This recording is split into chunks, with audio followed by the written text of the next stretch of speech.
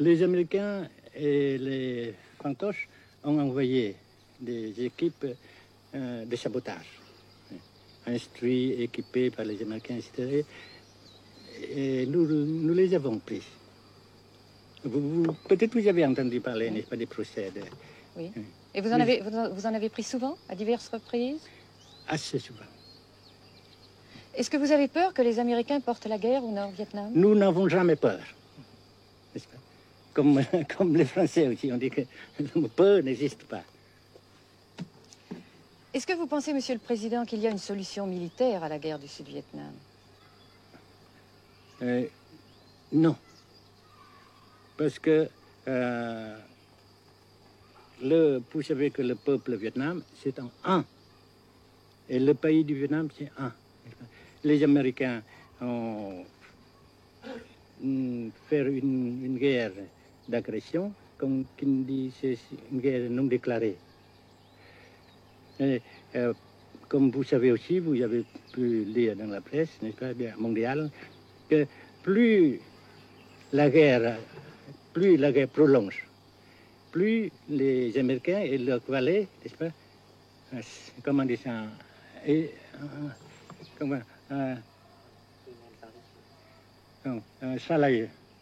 s'enliser, et plus ils supportent des échecs, comme vous savez récemment, n'est-ce pas? Par conséquent, la guerre ne peut pas durer éternellement. Et je suis très heureux que les politiciens haut placés français ont reconnu cela. Vous pensez que le général de Gaulle pourrait en quelque sorte, à un certain moment, arbitrer le conflit? Arbitrer, qu'est-ce que vous comprenez par le mot arbitraire? Nous ne sommes pas des équipes de football. Mais au-delà des accords de Genève, si je ne me trompe, une idée du général de Gaulle est la neutralisation de tout le sud-est asiatique. Est-ce que c'est une idée qui vous semble intéressante? Comme j'ai déjà dit quelquefois, c'est une idée intéressante. Mais ça dépend encore de la volonté de ces peuples et la manière comment on procède à réaliser. C'est une grande question, n'est-ce pas? Et je ne peux pas dire que je suis d'accord. Et je ne dis pas que je ne suis pas d'accord, n'est-ce pas? Mais parce que vous dites, par exemple, fleurs. Fleurs, il y a beaucoup de sortes de fleurs. Il y a des roses, des blanches, des rouges, etc. Et il y a qui sont bons et d'autres qui ne sont pas bons. Mais on dit fleurs. Monsieur le Président, nous avons constaté avec chagrin qu'au cours de notre voyage au Nord-Vietnam, que l'influence française était devenue à peu près inexistante dans votre pays. Les moins de 25 ans ne comprennent plus du tout le français.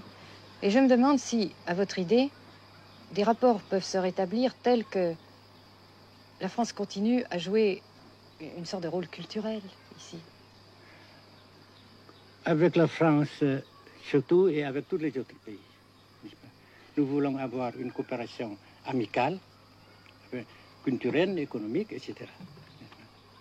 Mais je suis sûr que vous ne voulez pas avoir, n'est-ce pas, que la France ait l'influence qu'elle avait avant.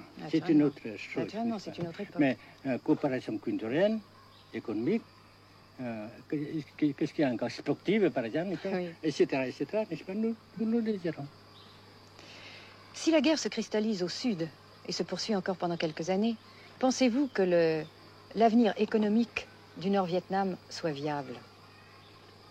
Je suis sûr que ça non seulement viable, mais ça progresse. Parce que vous avez vu vous-même, vous avez constaté vous-même qu'ici, nous travaillons beaucoup, notre peuple travaille beaucoup, avec abnégation, n'est-ce pas, et avec dévouement, avec enthousiasme. Et d'un côté, nous travaillons pour, comment dirais-je, principalement, n'est-ce pas, de nos propres forces, de nos propres...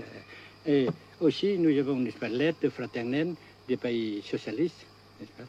Alors, nous, puisqu'ici et après cela, n'est-ce pas, nous avons déjà réalisé des progrès. Pas très grand comme nous voulons, mais nous avons réalisé des progrès. Et dans l'avenir, nous progressons de même. Mais vous mentionnez là l'aide des pays socialistes. Est-ce que cette aide ne s'est pas trouvée légèrement compromise à la suite du conflit idéologique entre la Russie et la Chine?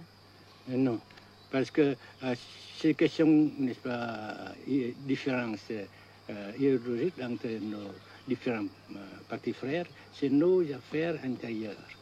Ça passera. Et l'unité, ça se fera. Mais l'aide fraternelle continue et continuera. Et c'est très précieux pour nous. Bien sûr.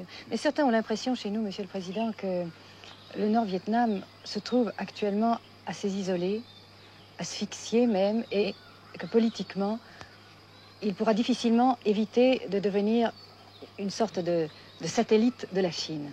Qu'est-ce qu'on peut répondre à cela? Jamais.